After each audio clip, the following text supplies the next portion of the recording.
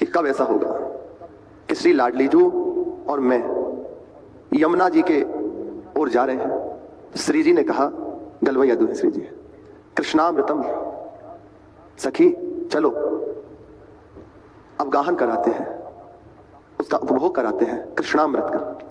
कृष्णा श्री यमुना जी को भी कहते हैं। उस अमृत का उपभोग कराते हैं, सेवन कराते हैं, उसमें स्नान आदि कराते हैं। चलो, तो सखी है ना, तो परिहास श्री जी से कर रहे हैं कि अभी इतनी जल्दी क्यों, थोड़ा विलंब कीजिए।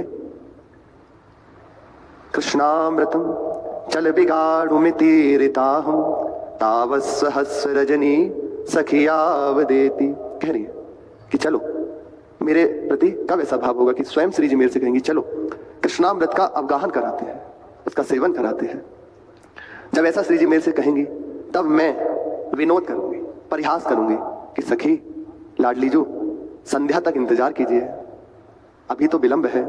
कृष्ण कहते हैं श्री यमुना जी को भी, और कृष्ण स्वयं श्री श्याम सुंदर, अभी धैर्य धारण करें। संध्या में जब रजनी प्रकट होगी उस समय उनका सेवन अवगाहन करेंगे।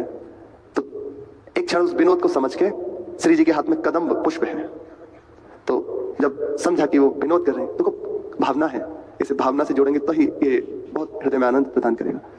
सखी पास में है, श्री जी स्वयं बात कर रहे हैं, कह रहे हैं चलो, तो उनसे हास परिहास रस का हमारी श्री जी है ना, तो सखियों का विनोद श्री जी से ही है। श्री जी सखियों के साथ विनोद करती है, तो सखी विनोद करते हुए कहती है कि संध्या तक इंतजार कीजिए, फिर उनसे मिलन होगा, उनका अवगाहन करेंगे। तो श्री जी मान रूप ऐसे हाथ में कदम वो है पुष्प, और ऐसे उसके ऊपर फेंकते हैं।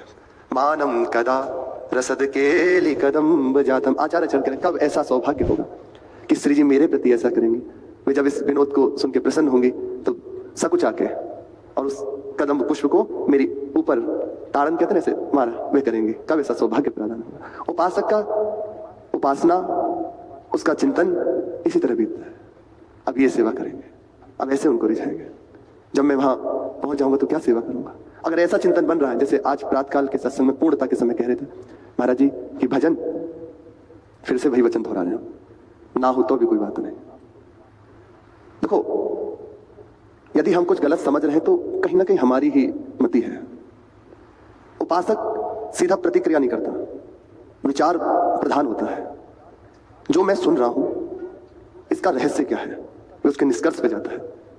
सहसा किसी विषय में उद्विग्न हो जाना या उस पर प्रतिक्रिया कर देना, ये उपासक का लक्षण नहीं है।